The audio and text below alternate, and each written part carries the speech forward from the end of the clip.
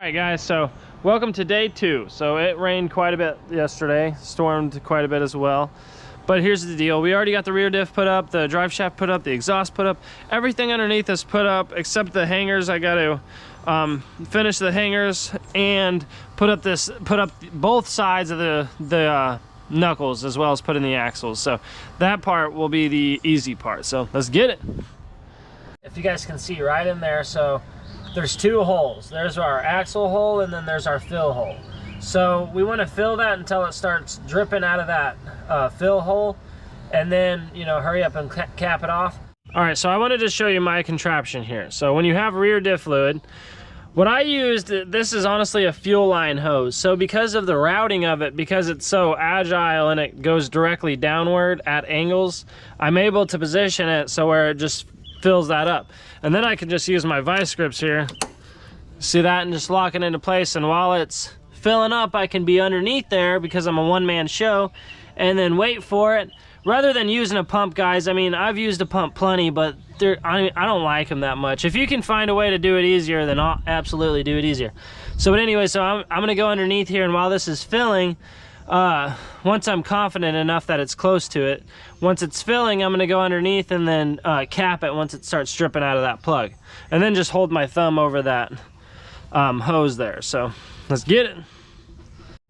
All right, so there's our fill hole, and once it, like I said, once it starts dripping out of there a bit, then that's when we know we're filled, and then we can pull that line out and then put our cap in. All right, so now we can put the axles in here. Just slide it down in there.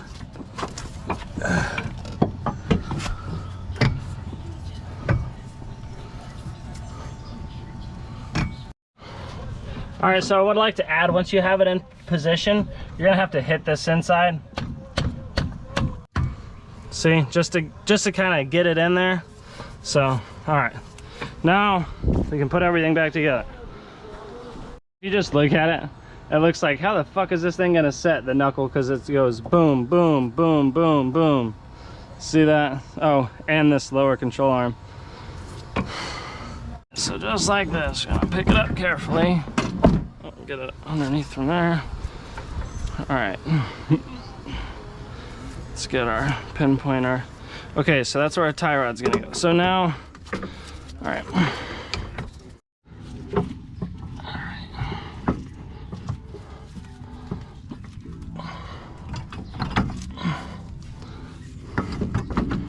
There, freaking jeez Louise. So we're all done with this side. I'm just going to wait to torque the hubs until I drop the vehicle, and that way, you know, I have leverage on the wheel. Anyway, so let's go ahead and go to this side. All right, let's get it.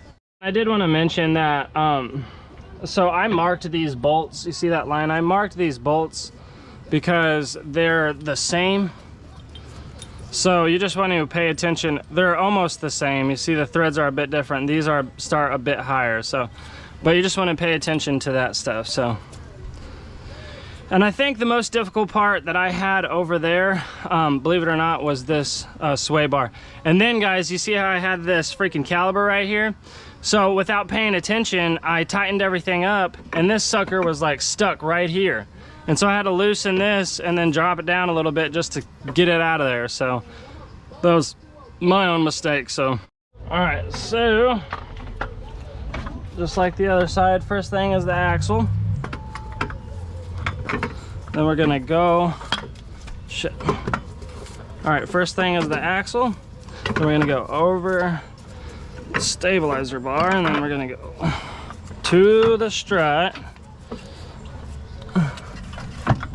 All right, now we can position it inward. Okay, terrific.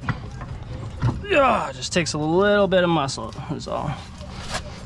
I'm gonna get this damn caliber out of the way so I don't get locked in there again.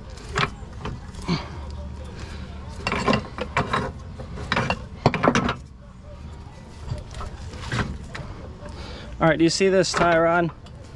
So that goes just like that. All right, so this is the tie rod bolt. All right, so position this bottom one as best you can. Whew. All right. So now we got the strut here. Just got to position it. They do twist, so. Damn it. All right, last thing is just torque the lug nuts and torque this hub. This hub gets torqued at 110 foot-pounds, so that was perfect. All right, that one is perfect as well. So the lug nuts are going to be 90 though. All right, last thing is just pulling her out. All right, guys, this is amazing. It's not even thumping a little bit. It goes in reverse and drive like it's brand new. Want to know why? Because I installed it. So this is a job well done. So park it right out front here for the customer and on to the next one.